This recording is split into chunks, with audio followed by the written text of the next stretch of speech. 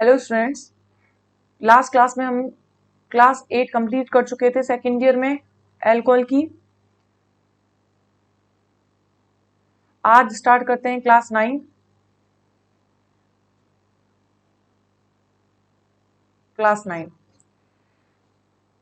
Class 8 में मैंने आपको समीपवर्ती ग्लाइकोल बनाने की विधि बताई थी एथिलीन से, और एथिलीन में एक करेक्शन करवाना था मुझे।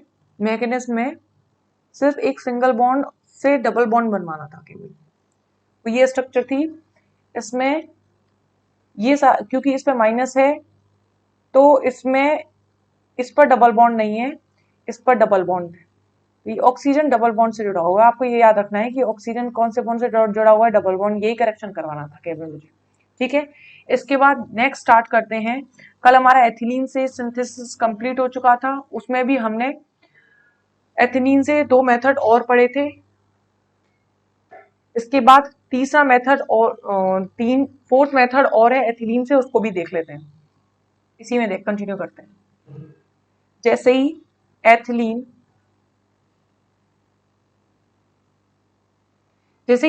की अभिक्रिया HOCl से करवाई जाती है हाइपोक्लोरस एसिड से। किससे? हाइपोक्लोरस एसिड से रिएक्शन करवाई जाती है। तो ये वाला भाग HOCl का टूट जाएगा HO और Cl में। एक भाग ये पाई बॉन्ड इसका ब्रेक होगा, 2 सिग्मा बनेंगे, एक से Cl और एक से H हो जाके अटैच हो जाएगा। तो क्या बनेगा? CH2 सिंगल बॉन्ड, यहां OH और यहां पर क्या बन गया? Cl। तो हमने एक ग्लाइकोल बनाने में एक OH को ऐड कर लिया। अगर मुझे ग्लाइकोल बनाना है तो अगर मैं Cl को यहां से सब्स्टिट्यूट कर दूं, रिप्लेस कर दूं, तो क्या हो जाएगा? हमारा ग्लाइकोल फॉर्म हो जाएगा। इसीलिए मैं इसकी अभिक्रिया HOH या फिर जल के एक अणु से करवाऊंगी। जैसे ही जल के अणु से करवाऊंगी, यहां से Cl और यहां से H क्या निकल जाएगा? -HCl, और ये ऑक्सीजन OH आके यहां अटैच हो जाएगा। तो OH OH OH ये बन गया समीपवर्ती ग्लाइकोल या फिर अल्फा ग्लाइकोल। तो अल्फा ग्लाइकोल बनाने की एथिलीन से ये 4 मेथड थे, जिसमें एक मेथड सबसे बड़ा है और ये मेथड बहुत छोटे छोटे हैं। इसके बाद नेक्स्ट स्टार्ट करते हैं दूसरा, एथिलीन डाइब्रोमाइड से। पहला एथिलीन से था, दूसरा स्टार्ट करते हैं एथिलीन डाइब्रोमाइड से। क्या बनाना है हमें? वही ग्लाइकोल। तो दूसरा है एथिलीन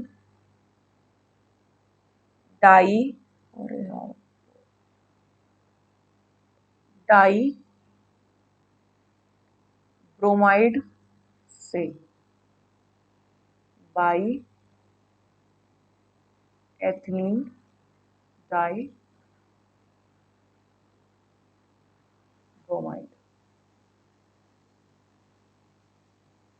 एथिलीन डाइब्रोमाइड से जब रिएक्शन करवाएंगे तो पहले मैं एथिलीन डाइब्रोमाइड फॉर्म कर लेती हूँ।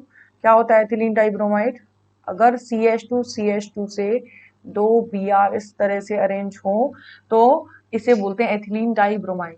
एथिलीन डाइब्रोमाइड को जब जलीय सोडियम कार्बोनेट में डालते हैं, मतलब सोडियम कार्बोनेट क्या होता है? Na2CO3 सोडियम कार्बोनेट में in presence of water molecule, जल की उपस्थिति में डालते हैं तो क्या होता है? कंपाउंड बनेगा CH2OH। ग्लाइकोल का फॉर्मेशन हो जाएगा। साथ में निकलेगा 2NaBr प्लस निकलेगा CO2। अब वो कैसे निकलेगा वो देखते हैं। देखो, यहां से 2 Br और 2 Na क्या निकल गया? 2 NaBr। क्या बचा? CO3 बचा। यहाँ CO3 में से CO2 निकल गया। कितने ऑक्सीजन बचे? एक ऑक्सीजन। ठीक है, आपको याद रखना है।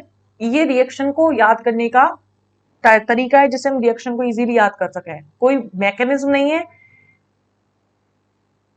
देखो, अब ये ऑक्सीजन बचा। अगर मैं HOH की बात करूं तो HOH है। अगर मैं इस बॉन्ड को तोड़ूं और ऑक्सीजन के साथ ले लूं तो क्या आ जाएगा? एक OH और 2 OH हो गए। एक OH जाके एक कार्बन से और दूसरा OH जाके दूसरे कार्बन से। तो इस तरह से आप रिएक्शन को इजीली याद कर सकते हो और जो सब प्रोडक्ट बनेंगे वो भी आपको आसानी से याद हो जाएंगे। ठीक है, तो आपको सिर्फ ये याद रखना है H2 में से एक OH जाके यहाँ अरेंज हो जाएगा और एक H यहाँ से जो एक ऑक्सीजन बचेगा उसके साथ जुड़ के क्या बना लेगा, ग्लाइकॉल का निर्माण कर लेगा। ठीक है, इसके बाद इसी में दूसरी रिएक्शन है, अधिक मात्रा में अगर हम एथिलीन ग्लाइकॉल प्राप्त करना चाहते हैं, अगर एथिलीन ग्लाइकॉल की मात्रा अधिक प्राप्त करनी चाहते हैं तो हमें क्या करना पड़ता है, एथिलीन डाइब्रोमाइड को सोडियम एसीटेट के साथ कार्बोक्सिलिक अम्ल की उपस्थिति में गर्म करते हैं तथा यहाँ पे जब वो हमने एक अणु लिया है तो हमें अब लेने होंगे 2 अणु। कारण क्या है, हमें ग्लाइकॉल को ज्यादा मात्रा में प्राप्त करना है बस।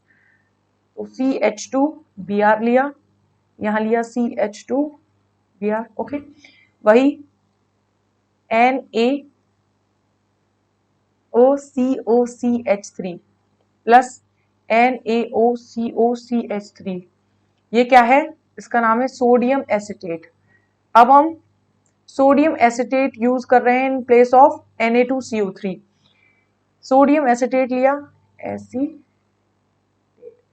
सोडियम एसिटेट के 2 अणु लेंगे और हम किसकी उपस्थिति में इसकी अभिक्रिया करवाएंगे, CH3COOH कार्बोक्सिलिक अम्ल की उपस्थिति में जैसे अभिक्रिया करवाएंगे तो क्या होगा, यहाँ से Na यहाँ से Br, यहाँ से Na यहाँ से Br, क्या निकल गया, -2NaBr रिलीज हो गया। ये समूह आके इससे जुड़ जाएगा तो जोड़ दो, CH3OCOCH3 CH3O, वाई CH3 नहीं है, CH2 है, OCOCH3, ये बन गया, हमने दोनों अणुओं को जोड़ दिया है। अब इसका जलापटन करवाएंगे, जैसे ही जल के अणु से H2 से अभिक्रिया करवाई या फिर अम्लीय जलापटन करवाया तो क्या होगा वो देखो। हमें बॉन्ड ब्रेक करना है, हमें बॉन्ड यहां से ब्रेक करना है, ये वाला यहां से भी ब्रेक करेंगे। तो कार्बन और ऑक्सीजन के बीच में अगर बंध तोड़ा जाए तो ऑक्सीजन पे माइनस और इस पे प्लस आता है, इस पे माइनस और इस पे प्लस आता है। ठीक है, जल के अणु में अगर H प्लस होगा तो OH माइनस होगा, H प्लस कहां से कहां जुड़ेगा, इस ऑक्सीजन वाले पार्ट से, OH माइनस कहां जुड़ेगा, इस प्लस वाले पार्ट से। तो क्या बन जाएगा, लास्ट में क्या निकलेगा, CH3COOH, मतलब -2CH3COOH रिलीज हो जाएगा 2, क्योंकि एक यहां से एक यहां से, और क्या बन गया, CH2OH और CH2OH, क्या बन गया हमारे पास, एथिलीन ग्लाइकॉल हमारे पास प्राप्त हो चुका है। तीसरी विधि, नेक्स्ट विधि,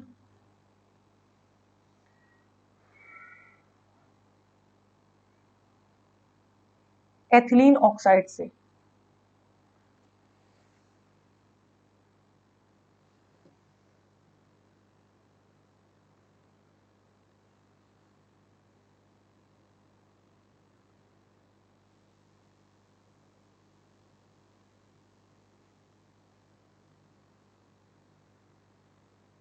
ऑक्साइड से बाई या फिर from ethylene oxide.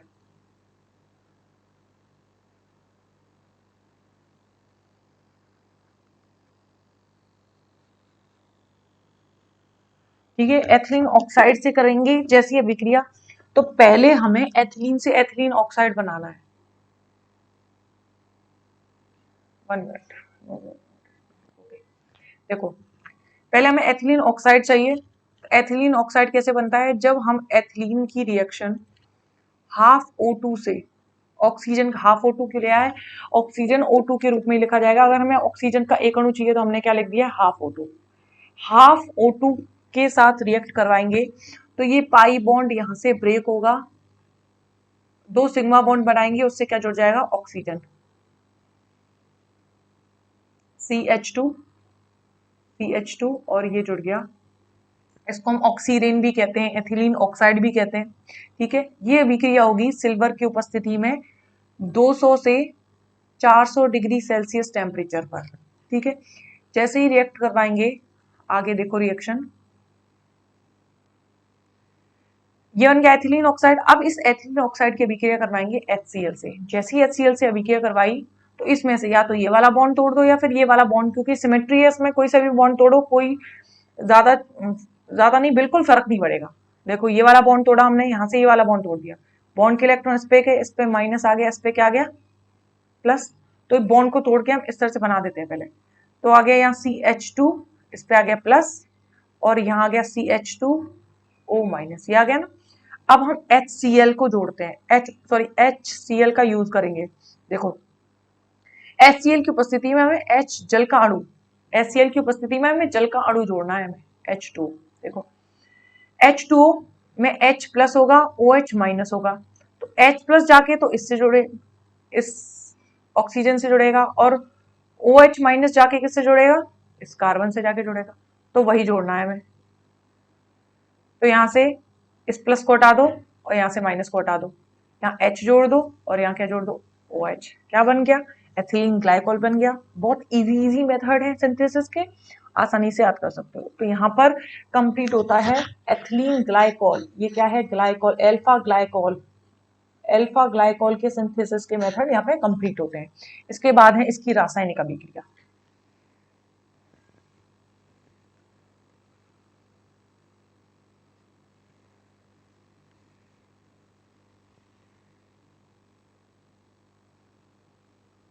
Chemical reaction of इसकी एथिलीन ग्लाइकोल की, एथिलीन ग्लाइकोल। अब एथिलीन ग्लाइकोल की हम केमिकल विधि देखेंगे कि कौन कौन सी ये विधियां वो अभिक्रियाएं कर सकता है। वही सबसे पहली लेते हैं हम, वही नहीं सबसे पहली लेते हैं हम सोडियम के साथ, विद सोडियम के साथ रिएक्शन करवाते हैं इसकी। तो सोडियम के साथ रिएक्शन, सबसे पहले हम एल्कोहल ग्लाइकोल बना लें, CH2OH, CH2OH। अब इसकी अभिक्रिया जैसे ही सोडियम से करवाई जाएगी, देखो अगर एक OH होता, अगर मैं इस भाग को भूल जाऊं यहां से यहां तक, एक OH होता तो वही सेम मोनोहाइड्रिक एल्कोहल में क्या होता, यहां से H चला जाता, Na जाके यहां जुड़ जाता, और सोडियम ग्लाइकोलेट, सोडियम इसमें बनेगा sodium glycolate, sodium group attach होकर सोडियम कंपाउंड बना लेता, ठीक है। लेकिन अब यहाँ पर दो OH जुड़े होने के कारण ये रिएक्शन होगी तो सेम मोनोहाइड्रिक अल्कोहल की तरह, लेकिन होगी दो बार। मतलब ये है कि एक बार में एक Na जाके जुड़ेगा। तो हम क्या करेंगे, 50 डिग्री सेल्सियस पर जैसे ही रिएक्शन करवाएंगे तो यहाँ से हाफ H2 निकल जाएगा, या फिर कोई और किसी और मीडियम की उपस्थिति में अगर अभिक्रिया करवाएंगे तो H किसी आइन, H प्लस किसी OH माइनस या फिर किसी भी माइनस आइन के साथ निकल जाएगा। तो बस आपको याद रखना है माइनस हाफ H2, मतलब एक हाइड्रोजन निकल गया और Na जाके जुड़ चुका है, तो CH2ONA और CH2ONA OH। अब फिर से अभिक्रिया होगी, बस अंतर ये होगा टेम्परेचर थोड़ा बढ़ाना पड़ेगा। अगर कम टेम्परेचर पर ही अभिक्रिया हो सकती है तो एक साथ दो Na जुड़ जाते, लेकिन क्या होगा, पहले 50 डिग्री सेल्सियस पर, अब 160 डिग्री सेल्सियस टेम्परेचर करेंगे तब जाके हाइड्रोजन हाफ H2 निकलेगा, या फिर लिख दो माइनस H प्लस लिख दो, H प्लस निकल गया, क्या बन जाएगा CH2ONA और CH2ONA। बस आपको Na जोड़ना है। तो ये इसकी अभिक्रिया है, क्या बना है, डाई सोडियम ग्लाइकोलेट। किसका फॉर्मेशन हुआ है, डाई सोडियम ग्लाइकोलेट, ठीक है। इसके बाद नेक्स्ट रिएक्शन देखते हैं। देखो दूसरी अभिक्रिया है इसमें HCl के साथ रिएक्शन,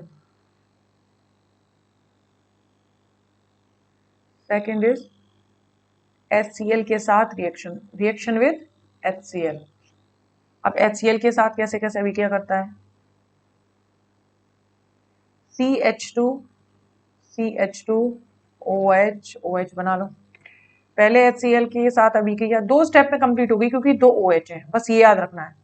जैसे 160 डिग्री सेल्सियस टेम्परेचर किया तो क्या होगा, यहां से OH और यहां से H निकल गया, क्या निकलेगा, -H2O, और क्या जुड़ जाएगा, Cl, तो CH2Cl CH2 हो गया। अब इसके बाद दोबारा से HCl की रिएक्शन करवाओ, लेकिन टेम्परेचर चेंज करना पड़ेगा, क्योंकि टेम्परेचर चेंज क्यों करना पड़ रहा है, अगर 160 पे ही ये वाला OH भी निकल सकता तो पहले ही निकल गया होता, इसके लिए हमें टेम्परेचर थोड़ा बढ़ाना पड़ेगा, 200 डिग्री सेल्सियस रखेंगे तो क्या होगा, यहाँ से OH और यहाँ से H क्या निकल जाएगा, -H2O, और क्या फॉर्म हो गया, CH2Cl CH2Cl।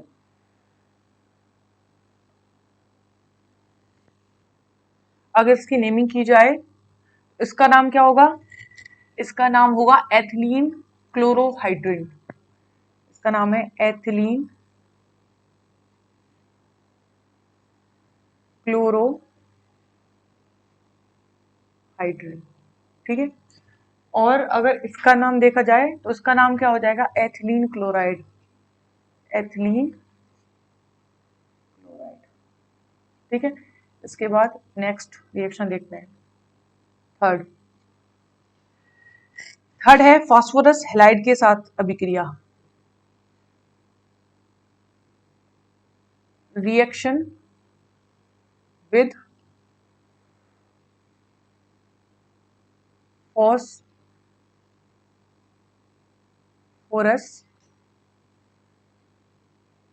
Halide, phosphorus halide के साथ अभिक्रिया। तो फास्फोरस हैलाइड में दो प्रकार के, एक हो सकता है PCl5 और Pi3। सबसे पहले हम फास्फोरस हैलाइड में सबसे पहले हम PCl5 के साथ रिएक्शन करते हैं, तो PCl5 के साथ रिएक्शन करेंगे, CH2 CH2 OH OH plus, किसके साथ रिएक्शन कर रहे हैं, PCl5, तो PCl5 आपको डायरेक्ट याद रखना है, ये OH समूह यहाँ से रिप्लेस हो जाएंगे और Cl समूह जुड़ जाएगा, डायरेक्ट ये रिएक्शन आपको याद रखनी है और ट्रिक की कोई जरूरत भी नहीं है इसमें। तो ये क्या बन गया, एथिलीन क्लोराइड, ठीक है। अब है नेक्स्ट फास्फोरस हैलाइड में ही, फास्फोरस हैलाइड में ही नेक्स्ट रिएक्शन है Pi3 के साथ रिएक्शन, Pi3 के साथ रिएक्शन देखेंगे। अब Pi3 के साथ रिएक्शन कैसे होती है, देखो सबसे पहले हमने ले लिया CH2OH, CH2OH लिया, प्लस लिया Pi3, ये भी लिया। जैसे Pi3 के साथ अभिक्रिया, जैसे हमने PCl5 से अभिक्रिया करवाई थी तो क्या हुआ था, OH समूह रिप्लेस हो गए थे Cl से, इसी तरह यहाँ पे भी रिप्लेस हो जाएंगे आयोडीन से, तो क्या हो जाएगा CH2I और CH2I, फिर तो सेम जैसे एक जैसी रिएक्शन हो गई ना। अब इसमें क्या होगा, जो बना हुआ क्या बोल रही थी मैं, एक मिनट, जो एथिलीन डाइब्रोमाइड आयोडाइड बनाए, ये क्या एथिलीन डाई आयोडाइड बनाए हैं, ये आयोडाइड थोड़ा अनस्टेबल है, कैसा है, अनस्टेबल, मतलब अब ऐसे तो रहेगा नहीं, जब अनस्टेबल है स्टेबिलिटी गेन करेगा। अनस्टेबल क्यों है, क्योंकि ये जो आयोडीन है, इन आयोडीन का आकार बड़ा होता है, आप जानते हो फ्लोरीन क्लोरीन ब्रोमीन आयोडीन में आयोडीन का आकार सबसे बड़ा होता है, आकार बड़ा होने के कारण ये शीघ्रता से I2 का निष्कासन कर देते हैं, किसका निष्कासन करेंगे, यहाँ से I2 का, -I2, जैसे I2 का निष्कासन हुआ जैसे ही, तो ये दो सिग्मा टूटे, एक पाई बॉन्ड बन जाएगा, तो क्या बन गया, दोबारा से हमारे पास एथिलीन प्राप्त हो गया। तो जैसे ही हमने PCl5 से अभिक्रिया करवाई थी तो उसमें तो हमें CH2 CH2 Cl और Cl मिल गया था, लेकिन जब हम Pi3 से अभिक्रिया करवा रहे हैं तो रिएक्शन तो पहले सेम हुई है, लेकिन इनका आकार बड़ा होने के कारण I2 निकल जाएगा और क्या बना लेगा, एथिलीन। तो ये हो गई फास्फोरस हैलाइड के साथ रिएक्शन, ठीक है। इसके बाद नेक्स्ट देखते हैं, नेक्स्ट है फोर्थ नंबर की, अम्लों के साथ रिएक्शन, रिएक्शन विद एसिड्स। अब एसिड्स के साथ रिएक्शन करके देखेंगे। अब एसिड्स में फर्स्ट लेंगे हम ए पॉइंट। एसिटिक एसिड के साथ रिएक्शन, किसके साथ लेंगे हम? एसिटिक एसिड के साथ रिएक्शन। अब एसिटिक एसिड एक एसिड ही है, इसके साथ रिएक्शन करेंगे। जैसे ही एसिटिक एसिड के साथ रिएक्शन की जाएगी, तो अगर एसिटिक एसिड का एक अणु लिया है और एसिटिक एसिड के दो अणु लिए हैं, तो उस कंडीशन में दोनों में प्रोडक्ट अलग अलग बनेगा। वो कैसे बनेगा वो देखते हैं। देखो, सबसे पहले मैं ग्लाइकोल बना लेती हूँ, OH CH2OH, ठीक है। अब मैंने रिएक्शन करवाई एसिटिक एसिड के केवल एक अणु के साथ। जैसे ही एसिटिक एसिड के एक अणु के साथ रिएक्शन करवाएंगे, तो यहां से क्या निकलेगा? H, यहां से OH, क्या निकल गया? H2 माइनस H2 निकल गया। और क्या ये समूह जाके इससे जुड़ गया? OCOCH3, और यहां बन गया CH2OH। अभी ये बनाई जुड़ा हुआ है, इसका नाम है ग्लाइकोल मोनो एसिटेट। क्या नेम है इसका? ग्लाइकोल मोनो एसीटेट, ठीक है। इसका नाम है ग्लाइकोल मोनो एसीटेट।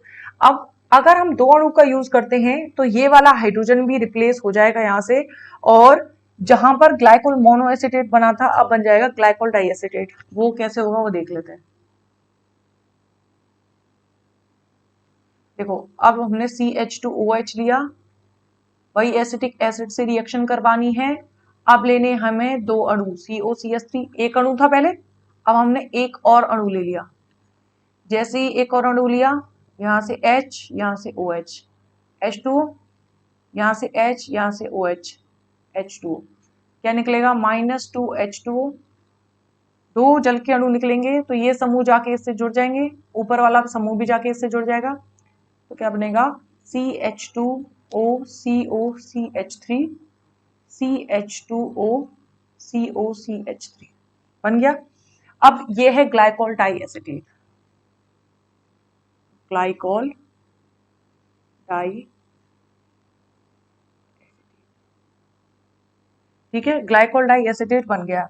हमने फर्स्ट रिएक्शन कंप्लीट कर ली है, अम्लों के साथ अभिक्रिया, जिसमें पहली थी एसिटिक अम्ल के साथ। एसिटिक अम्ल में पहले हमने पहली रिएक्शन में करवाया था, एक मॉलिक्यूल की रिएक्शन करवाई थी, और दूसरी रिएक्शन में हमने दो मॉलिक्यूल लिए हैं,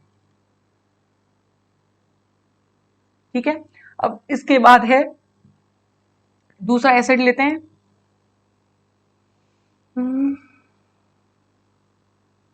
बी। अब लेते हैं सांद्र H2SO4 की उपस्थिति में हम करवाएंगे मिक्सचर से, एक मिक्सचर है, मिक्सचर ऑफ कंसंट्रेटेड HNO3, सांद्र HNO3, सांद्र नाइट्रिक अम्ल, एंड सांद्र H2SO4 के मिश्रण के साथ अभिक्रिया करवाएंगे हम। या फिर हम कह सकते हैं सांद्र H2SO4 की उपस्थिति में सांद्र HNO3 से क्रिया करवाएंगे हम। तो दोनों ही अम्ल हैं, पर अकार्बनिक अम्ल हैं। पहला कौन सा था? कार्बनिक अम्ल था एक, जिसमें कार्बन थे, इसमें कार्बन है। लेकिन अब क्या होंगे? HNO3 H2SO4 कैसे हैं? अकार्बनिक अम्ल। तो देखो, जैसे ही हम CH2OH CH2OH लिया ग्लाइकोल, किससे अभिक्रिया करवानी है? अब हम एक साथ डायरेक्ट दो मॉलिक्यूल की अभिक्रिया, OH NO2, तो ये क्या हो गया? HNO3, ये भी क्या है? HNO3। जैसे इसके साथ रिएक्ट करवाएंगे, किसकी प्रेजेंस में? कंसंट्रेट H2SO4 की प्रेजेंस में करवाएंगे, तो हमें याद रखना है वाटर मॉलिक्यूल रिलीज होगा। वाटर मॉलिक्यूल में यहाँ से H और यहाँ से OH, यहाँ से H और यहाँ से OH, क्या निकल गया? -2H2O, और ये समूह जाके इससे जुड़ गया। बस इसकी जो रासायनिक अभिक्रिया है बहुत इजी है, CH2O NO2 और ये NO2। अब ये जो कंपाउंड बना है, इसका नाम है ग्लाइकोल डाई नाइट्रेट।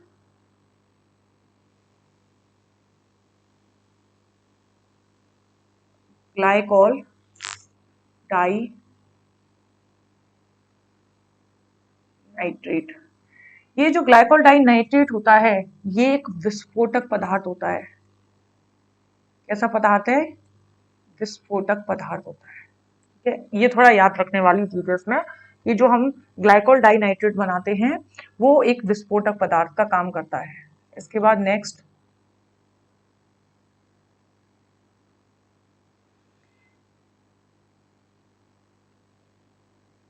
सबसे पहली कराई थी हमने रिएक्शन एसिटिक एसिड से। दूसरी रिएक्शन थी ये अम्लीय नाइट्रिक अम्ल H2SO4 की उपस्थिति में, सल्फ्यूरिक अम्ल की उपस्थिति में नाइट्रिक अम्ल के साथ अभिक्रिया। इसके बाद तीसरी है सी टरथैलिक अम्ल के साथ रिएक्शन, टरथैलिक अम्ल के साथ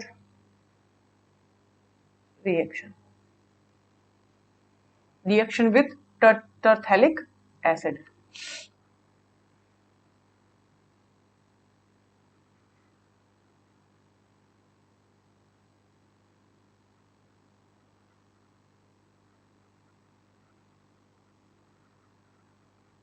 टरथैलिक एसिड के साथ रिएक्शन, देखो टरथैलिक एसिड के साथ रिएक्शन करवाते हैं तो सबसे पहले मैं बना देती हूँ ग्लाइकोल। तो मैंने बनाया HOCH2CH2OH, ग्लाइकोल बना दिया। अब इसकी अभिक्रिया हमें टरथैलिक अम्ल से करवानी है। तो टरथैलिक अम्ल होता है HOOC, बेंजीन वलय की पैरा स्थिति पर क्या हो, एक दूसरे से के सापेक्ष पैरा स्थिति पर कार्बोक्सिलिक समूह जुड़ा हो तो उसे बोलते हैं टरथैलिक अम्ल। जैसे ही टरथैलिक अम्ल के साथ रिएक्शन करवाएंगे, फिर देखो इसमें बहुलीकृत अभिक्रिया होती है। जैसे एक और फिर आएगा HCH2CH2OH, ठीक है। इस तरह प्लस डॉट डॉट डॉट लगा दो, इस तरह से यहां भी डॉट डॉट डॉट प्लस। जैसे ही इससे कंपाउंड बनेगा देखो क्या निकलेगा। यहाँ पे कोई और आगे माने तो कोई और टरथैलिक अम्ल होगा, उसके साथ हाइड्रोजन चला जाएगा इसमें से। इसमें H और OH ये निकल गए, इसमें OH और H यहाँ से ये निकल गए।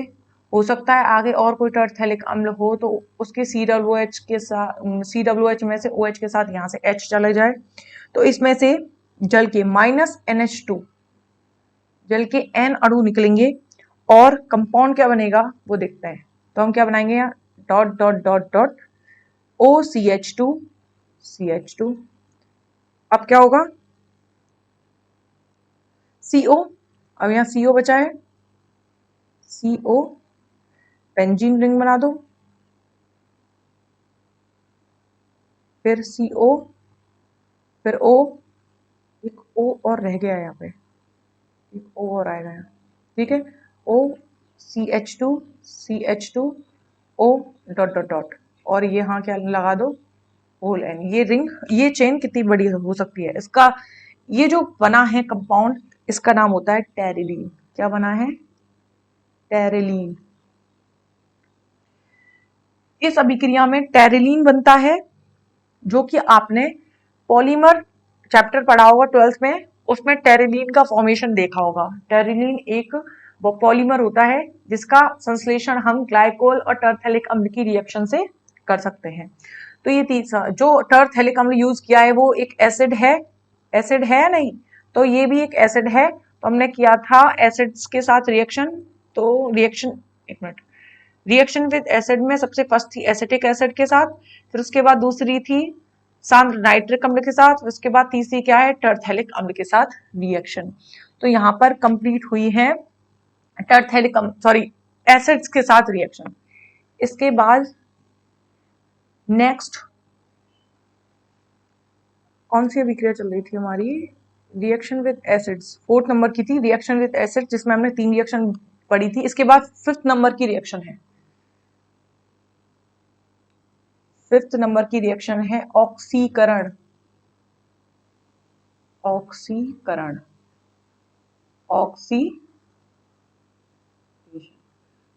तो ग्लाइकोल में ऑक्सीकरण अभिक्रिया भी संपन्न होती है। ग्लाइकोल में दो प्राथमिक एल्कोहलिक, देखो मैं पहले ग्लाइकोल की स्ट्रक्चर बनाती हूँ। CH2OH, CH2OH, ये ग्लाइकोल है। ग्लाइकोल में अगर मैं ये OH जिस कार्बन से जुड़ा है, कलर चेंज, ये OH जिस कार्बन से जुड़ा है वो केवल एक कार्बन से जुड़ा है, तो ये कौन सा हो गया, 1 डिग्री। इसी तरह अगर मैं इसको देखूं, ये OH जिस कार्बन से जुड़ा है वो एक कार्बन से जुड़ा है, तो इसका मतलब क्या है, ये भी 1 डिग्री। इसका मतलब ग्लाइकोल में दो प्राथमिक एल्कोहलिक समूह, तो दोनों समूह कैसे हैं, 1 डिग्री प्राथमिक एल्कोहलिक समूह होते हैं, अतः ऑक्सीकृत होकर, आप जानते हो 1 डिग्री एल्कोहल ऑक्सीकृत होकर क्या बनाता है, एल्डिहाइड, पढ़ा चुके ऑक्सीकरण में। 2 डिग्री एल्कोहल क्या बनाता है, कीटोन, और 3 डिग्री एल्कोहल से क्या बनता है, पहले तो बनेगा कोई भी एल्कीन, बाद में जाके क्या बन जाएगा, कीटोन, यही पढ़ा था। तो अब हमें 1 डिग्री एल्कोहल पता लगाया है, तो अगर हम इसका ऑक्सीडेशन करवाएंगे तो ये दोनों समूह किसमें बदल देंगे, एल्डिहाइड समूह में बदलने की कोशिश करेंगे, ठीक है। तो ऑक्सीकरण में हमें ये पता लग गया कि 1 डिग्री एल्कोहल है तो एल्डिहाइड बनाना है, लेकिन अगर हम ऑक्सीकारक अलग अलग यूज करेंगे तो रिएक्शन, ऑक्सीकरण की रिएक्शन होगी तो सही, उसकी प्रोसेस थोड़ी अलग अलग होगी, कंपाउंड अलग अलग बनेंगे, वो कैसे बनेंगे वो देखते हैं।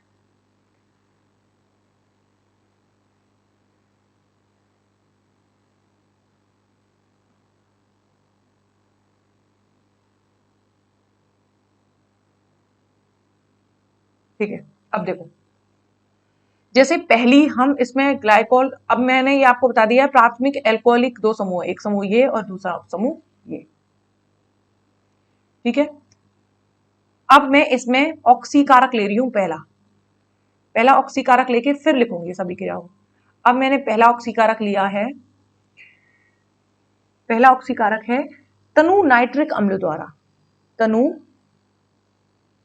Nitric acid, dilute nitric acid द्वारा अगर मैं ऑक्सीडेशन करूं तो क्या क्या उत्पाद बनेंगे वो देखते हैं। तो अगर डाइल्यूट नाइट्रिक अम्ल द्वारा अगर हम ऑक्सीडेशन करते हैं तो हमें अंतिम उत्पाद के रूप में ग्लाइकोलिक एसिड और ऑक्जेलिक एसिड बनता है, वो हम बनाएंगे कैसे, देखो ये लिया हमने CH2OH, ये भी लिया हमने CH2OH, दोनों कैसे हैं, 1 डिग्री, ये भी 1 डिग्री और ये भी 1 डिग्री, ठीक है। अब हम इसका ऑक्सीकरण में बार बार O लिखूंगी, क्योंकि मैं जो ऑक्सीकारक यूज कर रही हूं मैं हेडिंग में लिख चुकी हूँ, O लिखा। जैसे ऑक्सीकरण करवाया, तनु नाइट्रिक अम्ल की उपस्थिति में ऑक्सीकरण होगा तो एक एक करके ऑक्सीकरण होगा, पहले या तो इसका करवा दो या फिर इसका करवा दो, एक साथ दोनों का ऑक्सीकरण होकर एल्डिहाइड नहीं बनेगा, तो पहले एक का ऑक्सीकरण करवाते हैं, तो CHO ऊपर बन गया और CH2OH नीचे बन गया, ठीक है, ये बन गया। ये जो बना है इसका नाम है ग्लाइकोल एल्डिहाइड, क्या नाम है, ग्लाइकोल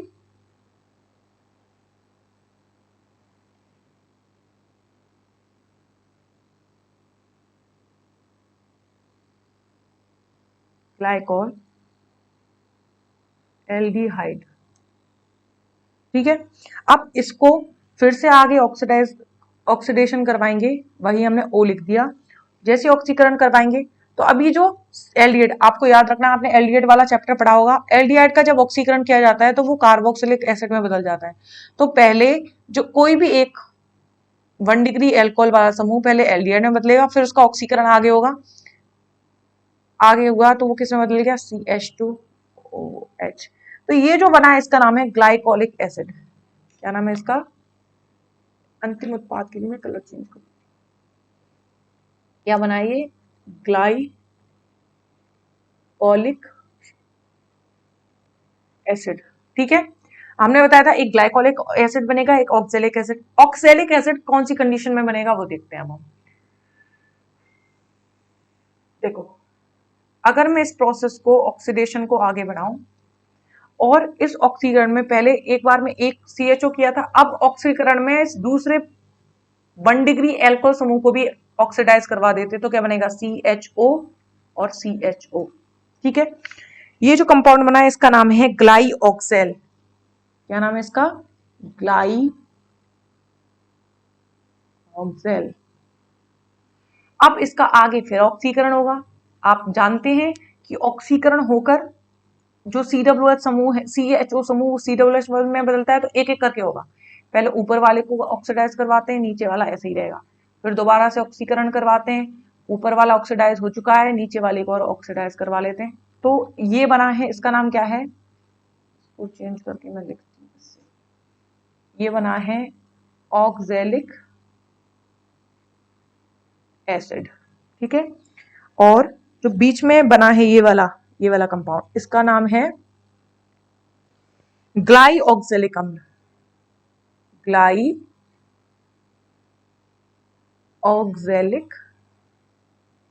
एसिड। ठीक है, तो अंतिम उत्पाद ग्लाइकोलिक एसिड और ऑक्जेलिक अम्ल हमें कैसे कैसे मिलेंगे? हमें थोड़ा ऑक्सीडेशन के प्रोसेस पे थोड़ा ध्यान देना होगा। एक बार में एक CHO को, फिर एक CHO को ऑक्सीडाइज करवाए COOH में, दोनों को CHO में बदला, फिर एक को COOH में बदला, एक को CHO ही रहने दिया, फिर दोनों को COOH में बदल दिया। तो ये होती है तनु नाइट्रिक अम्ल की उपस्थिति में रिएक्शन, इसी तरह से होती है। ठीक है, ये जो भी रिएक्शन होती है ना, इनको पहले लैब में करवाया जाता है। प्रोडक्ट जो बनेगा वो देख लिया जाता है, जैसे हमें मिल गया ग्लाइकोलिक एसिड और ऑक्जेलिक एसिड। फिर अनुमान लगाया जाता है कि ये बन कैसे रहे होंगे। जैसे ग्लाइकोल एल्डिहाइड के जरिए ग्लाइकोलिक एसिड बनाए हैं, इसी तरह ऑक्जेलिक एसिड इनके जरिए बना है। तो इनकी संभावना बनाए जाके फिर जाके इनकी रिएक्शंस लिखी जाती है। तो पहले तो लैब में एंड प्रोडक्ट ही बनता है, फिर ये पता लगाया जाता है कि ये बन कैसे रहा होगा, फिर रिएक्शंस को लिखा जाता है। ठीक है, इसके बाद नेक्स्ट ए हो गया तनु नाइट्रिक अम्ल से, बी लेते हैं। बी है ऑक्सीकरण युक्त विखंडन। ऑक्सीकरण युक्त विखंडन।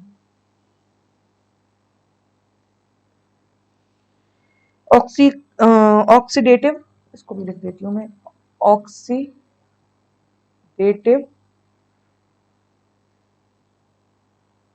क्लीवेज। ठीक है, ऑक्सीडेटिव क्लीवेज, इसमें क्या होगा देखो, जब ग्लाइकोल को अम्लीय परमैंगनेट, मैं वही ग्लाइकोल बना रही हूं OH CH2OH, जब ग्लाइकोल को अम्लीय परमैंगनेट या अम्लीय डाइक्रोमेट या लेड टेट्रा एसिडेट या पर आयोडिक एसिड आदि के साथ ऑक्सीकरण करवाया जाता है, तो उसका विखंडन हो जाता है। मतलब क्या है उसको देख लेते हैं। उसको मैं थोड़ा ऐसे बनाती हूँ, अरेंज करके। यहाँ मैंने लिखा है CH2, यहाँ लिखा है OH, यहाँ लिखा है मैंने OH प्लस। अब क्या करवा रहे हैं हम, CH3COO का होल 4 और PB, लेड टेट्रा एसिटेट के साथ अभिक्रिया करवाइए, और दूसरी इसी में ही है जिसमें हम किसके साथ अभिक्रिया करवा रहे हैं, पर आयोडिक एसिड। ये क्या है, पर आयोडिक एसिड। जैसे अभिक्रिया करवाएंगे तो इसमें होगा ऑक्सीकरण तो होगा, लेकिन कार्बन कार्बन बंध का विखंडन करना है हमें, कार्बन कार्बन बंध को भी तोड़ना है, ये वाला बंध तोड़ना है। ठीक है, हम जानते हैं ये बंध टूटेगा, ये भी 1 डिग्री है, ये भी 1 डिग्री है, ये भी 1 डिग्री है, ये भी 1 डिग्री है। 1 डिग्री अल्कोहल का ऑक्सीडेशन होकर क्या बनते हैं, एल्डिहाइड। तो हम पहले प्रोडक्ट में एल्डिहाइड बना देते हैं बंध को तोड़ के। तो कितनी एल्डिहाइड बनेंगे यहाँ, CH2 डबल बॉन्ड O। उसको हम ऐसे भी लिख सकते हैं, एक ही बात है। ठीक है, तो CH2 डबल बॉन्ड O, ये एल्डिहाइड बन गया, दूसरा ये एल्डिहाइड बनेगा। तो ऑक्सीकरण हो रहा है, किसके साथ हो रहा है, बंध का विखंडन होकर। इसमें भी CH2 double bond O plus CH2 double bond O, ये तो एल्डिहाइड तो बना दिया।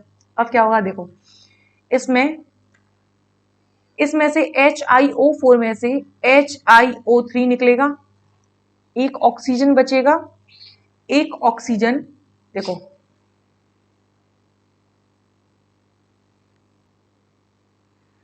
HiO3 निकाल देते हैं, साथ में निकला है HiO3। अब क्या बचा है, एक ऑक्सीजन बचा है। ये ऑक्सीजन, यहाँ से एक हाइड्रोजन, भाई हमने जो प्रोडक्ट बनाया है उसमें CH2O एक OE है, अभी यहाँ से हाइड्रोजन कैसे निकले, उत्पाद के रूप में H2O निकल जाएगा, ये ऑक्सीजन H2O के रूप में हाइड्रोजन को ले जाएगा। अब इसमें देखो, इसमें भी ये बन गए, अब इसमें भी हमें यहाँ से हाइड्रोजन निकालने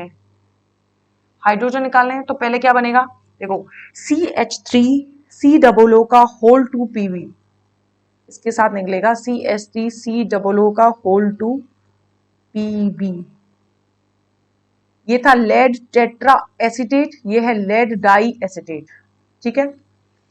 अब क्या होगा, प्लस यहां से हाइड्रोजन को लेके जाना है। अब देखो यहां बचा क्या है, 2 तो निकल गया, अब क्या बचा है CH3COO और CH3COO बचे हैं, 2 तो चले गए, 2 है, 4 से 2 हो गए, 2 अभी बचे हैं। ये हाइड्रोजन को H को लेके किस रूप में निकलेंगे, CH3COOH के रूप में।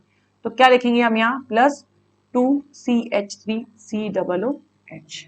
इस तरह से ये उत्पाद बन जाएंगे। और ये क्या बने, ये क्या है,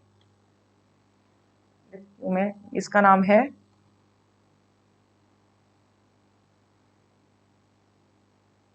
फॉर्मेल्डिहाइड, ठीक है। तो ये हो गया ऑक्सीकरण युक्त विखंडन। इसके बाद ऑक्सीकरण की एक प्रोसेस और है,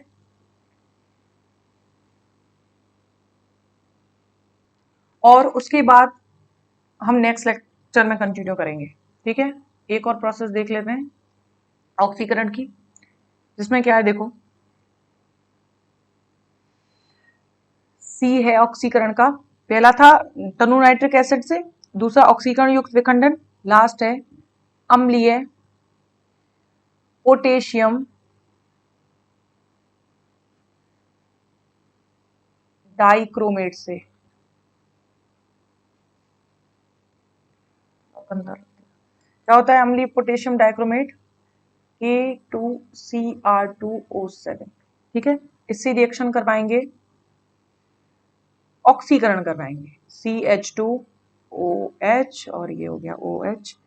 इसमें ऑक्सीकरण होके देखो अंतिम उत्पाद के रूप में, ये 1 डिग्री, ये 1 डिग्री, तो बंद का विखंडन इसमें भी होगा। तो देखो उत्पाद हमारा जो पहला था उसमें तो फॉर्मेल्डिहाइड बना था जब हमने विखंडन किया था, इसमें अंतिम उत्पाद के रूप में जब ये यूज किया जाएगा एसिडिक K2Cr2O7 यूज किया जाएगा, तो बॉन्ड यहां से टूटेगा, तो ये 1 डिग्री एल्कोहल, 1 डिग्री एल्कोहल, पहले क्या बनाएंगे एल्डिहाइड, और लास्ट में क्या बनाएंगे एल्डिहाइड कार्बोक्सिलिक। तो लास्ट कंपाउंड यहां बनेगा HCOOH एल्डिहाइड, लास्ट में किस में बदल जाएगा HCOOH। तो हमें अंतिम उत्पाद लिखना है। तो अम्लीय पोटेशियम डाइक्रोमेट की उपस्थिति में हमें ग्लाइकोल से क्या मिलेगा, फॉर्मिक अम्ल के 2 अणु मिलेंगे, ठीक है। यहाँ पर ऑक्सीडेशन कंप्लीट होता है। इसके बाद है निर्जलीकरण। निर्जलीकरण अभिक्रिया हम नेक्स्ट लेक्चर वीडियो में कंटिन्यू करेंगे।